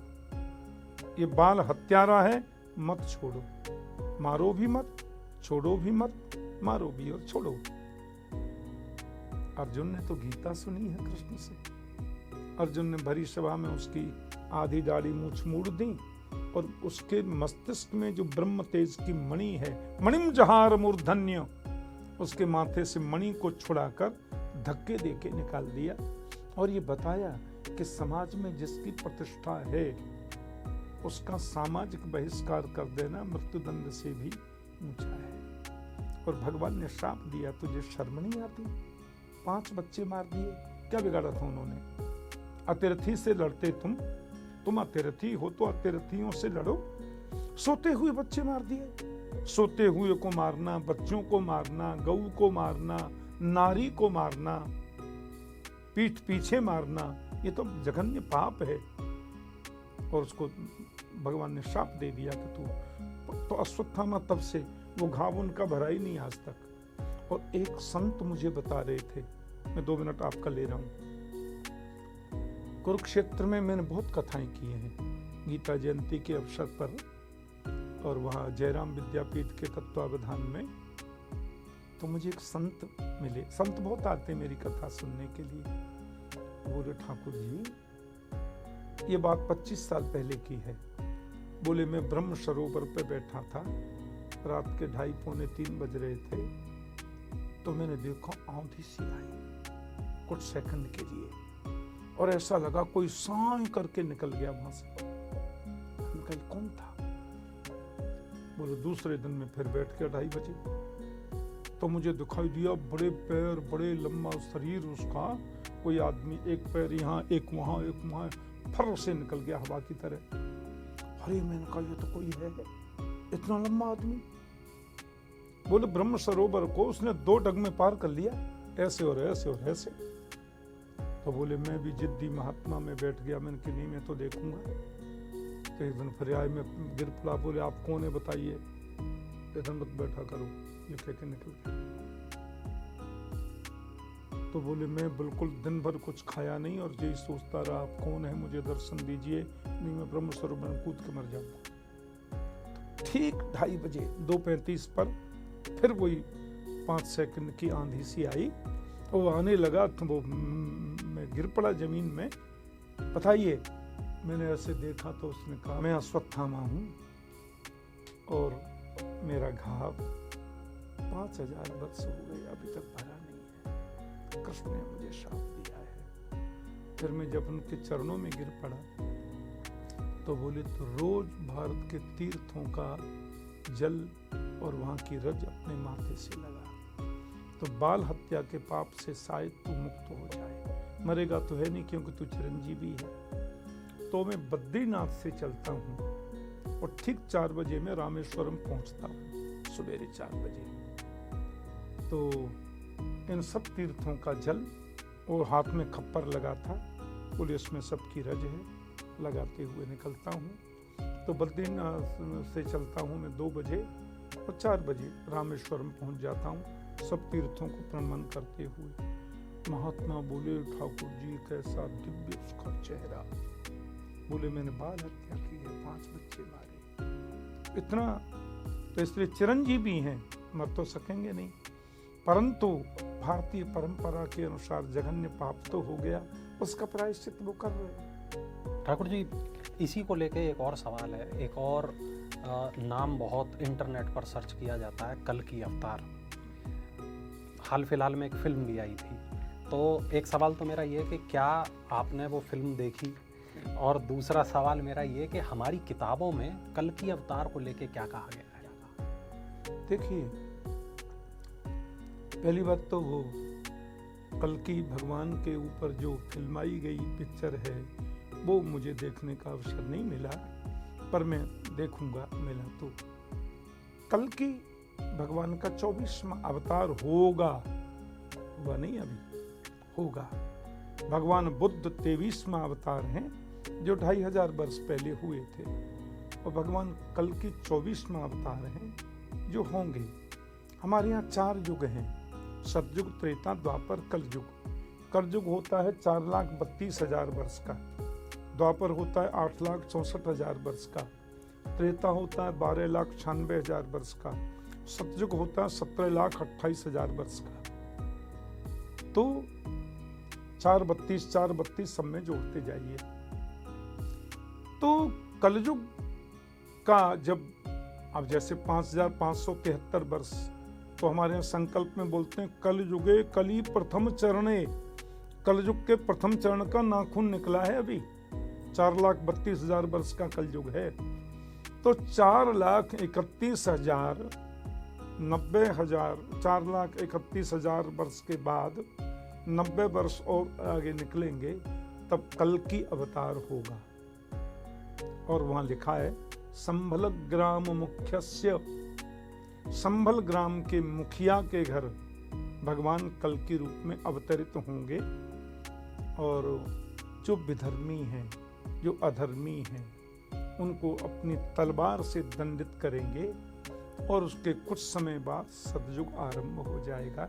ये मान्यता है, भागवत में लिखा है पूरा। और भागवत में ही नहीं, हर पुराण में लिखा है। तो भगवान कल्कि जो हैं वो प्रामाणिक 24 अवतारों में अंतिम अवतार है। तो हमारी खूब मान्यता है विष्णु के अवतार हैं वो, और अति वंदनीय हैं। पर उसमें यशोवर्धन है, कर्मयोगी हैं, निष्ठावान हैं। और कल्कि भगवान कहते हैं कि करने वाले को, पापात्मा दुराचारी को तुरंत दंड मिलना चाहिए। सठई साठ्यम समाचरे, कल्कि का वचन है। अच्छा ठाकुर जी, अक्सर एक कथा खाटू महाराज की होती है, तो भगवान श्री कृष्ण से उनका क्या रिश्ता है, उनकी क्या कहानी है? असल में ये बर्बरीक है। भीमसेन जो थे ना, जब वनवास में थे तो एक दैत्य कन्या थी, उसका नाम था हिडिंबा। और बड़ी वो, और हजारों हाथियों का उसमें बल। तो पांडवों का उसने बड़ा सहयोग किया, बड़ा सहायता करी। तो हिडिंबा का बेटा भीमसेन के द्वारा हुआ घटोत्कच, और घटोत्कच के पुत्र ये बर्बरीक के हैं। तो ये भी इतना वीर था। ये हिडिंबा जो थी वो यहाँ की थी कुल्लू की। कुल्लू के पास उनका आज भी मंदिर बना है हिडिंबा का, इसी क्षेत्र की थी। और बड़ी तपस्विनी भी थी वो, राक्षस होने के बाद भी तपस्विनी। उनका पोता है बर्बरीक, हिडिंबा जी का। और ये इतना बड़ा वीर था, जब युद्ध हो रहा था तो लोगों ने कहा भाई तुम किसकी सहायता करोगे, कौरवों की, पांडवों की? बोले जो कमजोर दिखेगा उसकी सहायता करेंगे। कृष्ण बोले कमजोर तो कौरव पड़ेंगे, और ये तो पांडवों को ही मार देगा, ये तो अजीब आदमी है। तो फिर उससे मांगा, भाई तुम कुछ हमें दे दो। बोले आप मांग लो, युद्ध के लिए जो चाहिए सो हम देंगे। तो उसने अपना शीश काट कर दे दिया, सिर काट करके दिया, इसलिए उनको शीश का दानी बोलते हैं। अरे आपने क्या किया, मुझे सिर ही ले लिया मेरा, मैं तो देखने वाला था कौरव पांडवों का युद्ध कैसा हो रहा है। भगवान ने कहा यहाँ तुम अपना शीश विराजमान रखो। तो खाटू में वो स्थापित कर दिया, वो पहाड़ी है ना वहाँ, और यहाँ से तुम महाभारत का पूरा दृश्य देखो। भगवान ने कहा ये जीवित रहता तो कौरवों की सहायता कर लेता, कोई नहीं। तो अब बहुत कहा तो प्रभु ने कहा कलयुग में शीश के दानी नाम से तुम्हारी ख्याति होगी और मेरे रूप से तुम्हारी पूजा होगी, इसलिए उसको खाटू श्याम बोलते हैं। खाटू में विराज, इतना ही तो है उनका स्वरूप। तो बड़े ये भगवान के स्वरूप हैं, कृष्ण के स्वरूप हैं, ऐसी मान्यता है। अच्छा ठाकुर जी, भगवान कृष्ण ने मथुरा क्यों छोड़ी और उन्हें द्वारिका क्यों जाना पड़ा? मैं एक कथा सुन रहा था आपकी, आपने कहा कि जो वर्तमान द्वारिका है इसको विक्रमादित्य ने बसाया या बनाया, तो लेकिन मान्यता तो यह है कि भगवान श्री कृष्ण ने द्वारिका को बसाया था। वो कुछ जलमग्न है, कुछ पानी से ऊपर है। देखिए, श्री कृष्णस्य द्विधा रूपो द्विविधश्च चतुर्भुज, चतुर्भुजश्च वैकुंठे गोलोके द्विविधस्वयं। भगवान कृष्ण के दो रूप हैं, एक 4 भुजा वाला, एक 2 भुजा वाला। तो 4 भुजा वाले जो विष्णु हैं वो हमारे यहाँ वसुदेव जी के बेटा कृष्ण बन करके आए, और 2 भुजा वाले जो गोलोक बिहारी कृष्ण हैं वो नंद यशोदा के घर पुत्र बन करके आए। आप समझना इसको। तो वसुदेव जी अपने बेटे कृष्ण को लेकर जब गोकुल गए, रात्रि में गए ना, तो नंद रानी यशोदा की बगल में 2 बच्चे थे। नंद पत्न्याम यशोदायाम मिथुनम समजायत, नंद की पत्नी यशोदा के मिथुन संतान हुई, एक बेटी एक बेटा। वसुदेव बोले यहाँ तो पहले से ही है, उन्होंने मुझसे कहा था कि मुझे वहां पहुंचाओ। तो अपने बेटे को वसुदेव नंदन को जब वो रखने लगे तो वसुदेव का पुत्र कृष्ण नंदन नंदन कृष्ण में मिलके एक हो गए, हैं ही एक दोनों। लीला के लिए सब नाटक था। और वो बच्ची को ले गए वसुदेव जी। ब्रज में जितनी माधुर्य लीला की हैं वो नंद नंदन कृष्ण ने किए हैं, और जितने ऐश्वर्य के चरित्र किए हैं, पूतना उद्धार, अघासुर, बकासुर, व्योमासुर, अरिष्टासुर, केसी, धैनुकासुर, काली, ये जितने भी थे सब देवकी नंदन कृष्ण ने किए। अब वो लेने के लिए आए, क्योंकि आगे की लीला की सिद्धि के लिए, धर्म को प्रस्थापित करने के लिए, दुष्टों के संहार के लिए, धर्म की ध्वजा को फहराने के लिए जाना तो पड़ेगा। तो कृष्ण केवल 11 वर्ष और 56 दिन तक ब्रज में रहे। 11 दिन और 56 दिन के कृष्ण ने ब्रजमंडल छोड़ दिया। फिर वो मथुरा में आए और वो दुष्ट कंस और उसकी सेना का संहार किया युद्ध में। उम्र है 11 वर्ष 58 दिन की जब कंस से युद्ध किया। 11 वर्ष 56 दिन के कृष्ण ने व्रत छोड़ दिया। फिर उनको द्वारिका जाना था, क्योंकि कंस के जो ससुर जी थे ना जरासंध, और बाप रे, कंस तो कुछ नहीं, वो तो इतने वीर थे। महाभारत इतना बड़ा पोथा लिखा गया, इतना सदग्रंथ है। 18 अक्षौहिणी सेना की व्याख्या है उसमें, दोनों की मिला के, कौरव पांडवों की। और जरासंध 23 अक्षौहिणी सेना लेकर एक बार नहीं 17 बार मथुरा पर चढ़ाई किया। कृष्ण ने उसको वहीं से हराया। फिर वो पीछे भागा तो भगवान पर्वत पे चढ़ गए, फिर समुद्र किनारे गए। तो देवताओं के प्रधान शिल्पी हैं विश्वकर्मा। विश्वकर्मा ने सुवर्ण की द्वारिका बनाकर भगवान को दी, आप इसमें आ जाइए। फिर भगवान की योग माया ने सबको मथुरा से द्वारिका पहुंचाया और कृष्ण द्वारिका में पधारे। फिर भीष्मक राजा जो विदर्भ के सम्राट थे, उनकी बेटी हैं महारानी रुक्मणी, जो लक्ष्मी स्वरूप आए हैं, कमल के फूल पर प्रकट हुई। रुक्मणी जी के संग उनकी शादी हुई। फिर भगवान की द्वारिका लीलाएं, तो वहां भी बड़े बड़े दंत वक्त्र हैं, शिशुपाल हैं। शिशुपाल तो कृष्ण की खास बुआ का बेटा था, जो भगवान को 99 गाली देने के बाद ब्रेकफास्ट करता था। पहले 99 गाली कृष्ण को देगा, फिर ब्रेकफास्ट करेंगे बाबूजी। इतना द्वेष मानता कृष्ण से। बहुत लंबी कथा है। तो भगवान जो है वो जब देखा 99 लाख से ज्यादा यदुवंशी थे द्वारिका और उसके आसपास, और सब में थोड़ी सी असामाजिकता आ गई, थोड़ी अहंकृति आ गई। भगवान ने देखा कि पृथ्वी का भार तो दूर करना ही है, निमित्त तो कुछ बनाना पड़ेगा। हैं तो सब देवता ही, सब देवी ही हैं ये यदुवंशी। तो निमित्त बना करके, शाप को निमित्त करके, और फिर युद्ध में 99 लाख से ज्यादा यदुवंशियों में 40-50 बचे, चतु पंचावशेषिता, ऐसा लिखा है। तो भगवान ने अपने दारुक सारथी से कहा, तुम जाओ द्वारिका, मैं तो अभी यहाँ पे सोमनाथ में हूँ, प्रवास क्षेत्र में। मेरे अंतर्धान होते द्वारिका समुद्र में डूब जाएगी। तो जो यदुवंशी बचे हैं 40-50, उनको मथुरा भेजो, और हमारी पत्नी को राधा रानी के पास वृंदावन, अर्जुन तुम लेके जाओ। भगवान अंतर्धान हो गए, द्वारिका समुद्र में डूब गई। और आज वो द्वारिका नरेंद्र मोदी जी ने निकाल दी। आपने देखा होगा टीवी में, मैंने देखा। वो पनडुब्बी में बैठकर अंदर गए, पूरी पूजा करी। पता नहीं, अब मुझे पूरा याद नहीं है, मेरे ख्याल से 2000 फीट नीचे न 1500 फीट नीचे द्वारिका है। वही द्वारिका, पूरे गेट बने हैं, महल बने हैं, सब कुछ है। तो भगवान के जाने के बाद द्वारिका जब समुद्र में चली गई, और एक टापू पर और बनी थी भेंट द्वारिका, जो आज भी है, जहाँ सुदामा जी से भेंट हुई थी कृष्ण की। तो वीर विक्रमादित्य, हिंदू हृदय सम्राट, उज्जैन के सम्राट थे, बहुत बड़े राजा थे। उन्होंने तकरीबन 2000 वर्ष पहले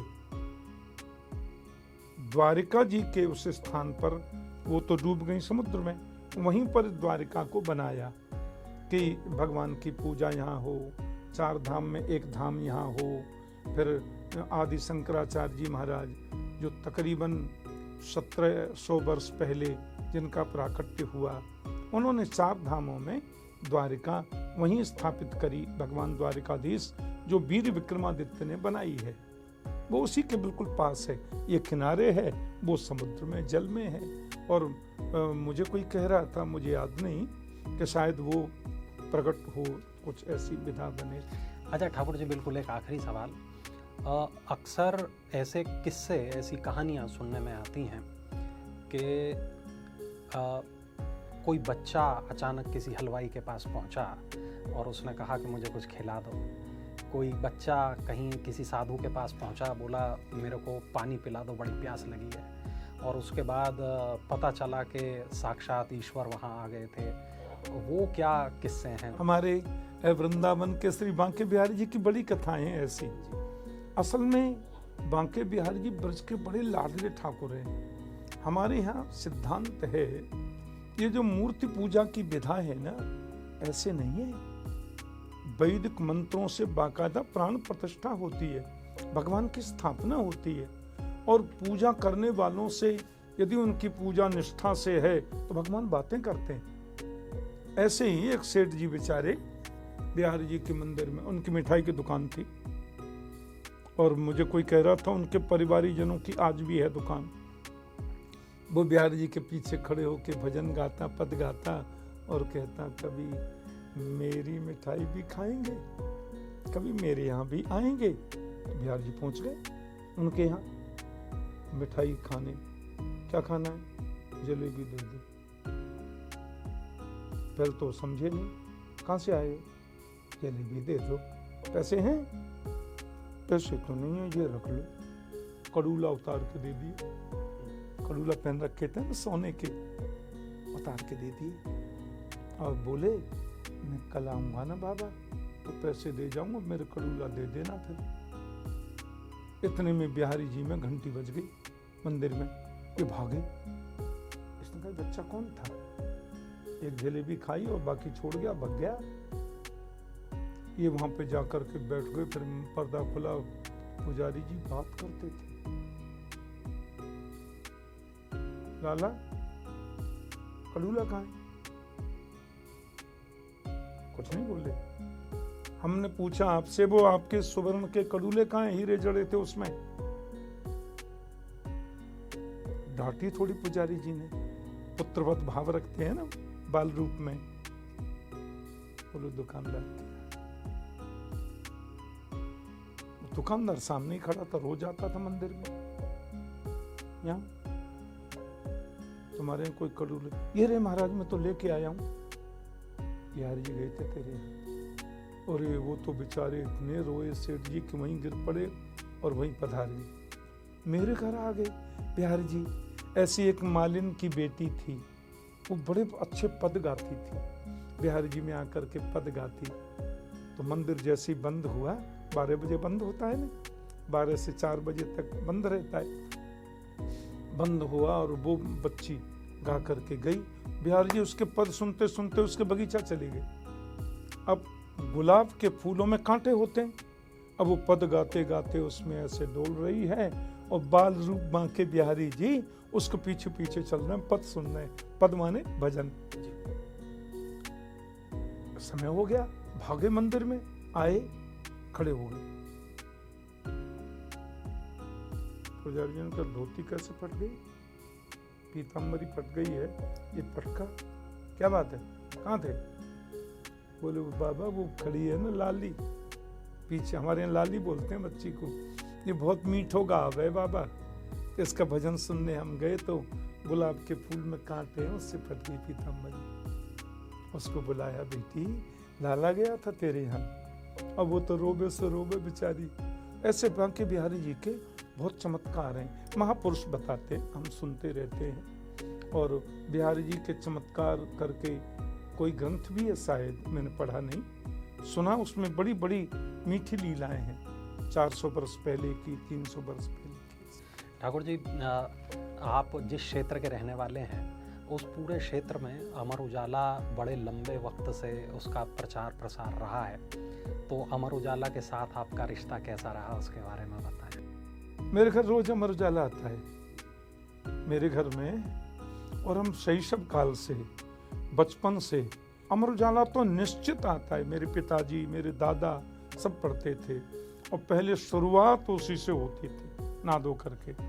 अब तो क्योंकि ये मीडिया बहुत प्रभावित है और टीवी पर समाचार देख लेते हैं, पर अमर उजाला सटीक खबरों के लिए, सच्ची खबरों के लिए हमारे पूरे उत्तर प्रदेश में बड़ा लोकप्रिय है। और दूसरी बात, उसके जो संस्थापक परिवार के लोग हैं बड़े राष्ट्र प्रेमी हैं। इसलिए मैंने ऐसा पाया कि अमर उजाला की खबरों में राष्ट्र धर्म सर्वोपरि है, प्रथम है, बाकी सब कुछ बाद में है। राष्ट्र की उन्नति, राष्ट्र की प्रगति, अपने सनातन संस्कृति और अपना जो राष्ट्र धर्म है, वैदिक धर्म, उसको कैसे ऊंचाई पर लाया जाए, क्योंकि सत्यमेव जयते नान्यतम, विजय तो सत्य की होती है और सत्य ही सनातन है। तो इसका प्रतिपादन, इसका परिपूर्ण पूरक पद्धति से अमर उजाला उसका निर्वहन करता है। इसके लिए मैं पूरे अमर उजाला के संस्थापक परिवार, संपादक परिवार, कार्यकर्ता परिवार और जितने भी व्यवस्था प्रमुख बंधु हैं, सबको बहुत बहुत बधाई देता हूँ, बहुत बहुत शुभकामना देता हूँ। राष्ट्र प्रेम की इस अवधारणा को वो जन जन तक पहुँचाने में अपना पूरा योगदान पूर्व की भांति ऐसे ही देते रहें, ऐसी मेरी आकांक्षा। बहुत बहुत शुक्रिया ठाकुर जी, बहुत अच्छा लगा और मुझे पूरा यकीन है हमारे दर्शकों को भी आज के इस बातचीत से बहुत अच्छा लगा होगा। तो ये कार्यक्रम हमारा कैसा लगा, ये बातचीत हमारी कैसी लगी, कमेंट सेक्शन में ज़रूर बताइएगा और ऐसे तमाम चर्चाओं के लिए बने रहें अमर उजाला के साथ। अगर आप ये वीडियो YouTube पर देख रहे हैं तो हमारे चैनल को सब्सक्राइब करें और बेल आइकन को दबाना ना भूलें। अगर आप Facebook पर ये वीडियो देख रहे हैं तो हमारे पेज को लाइक करें।